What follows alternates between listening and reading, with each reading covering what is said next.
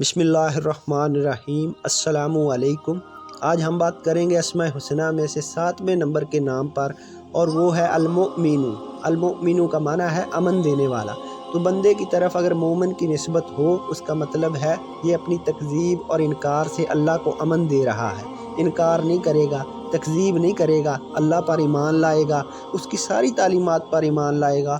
और मोमिन जब अल्लाह की निस्बत हो मोमिन, इसका मतलब है अल्लाह तबारक व तआला ज़ाहरी और बातनी अमन इंसानों और दुनिया को देने वाला है। और अल्लाह तबारक व तआला के अमन का आलम ये है कि इस दुनिया के अंदर आलम असगर और आलम अकबर दो आलम पैदा किए हैं। आलम असगर से मुराद ये इंसान है, और आलम अकबर से मुराद ये पूरी कायनात है। और पूरी कायनात और ख़ुद इंसान में मुतज़ाद अंसर मौजूद हैं।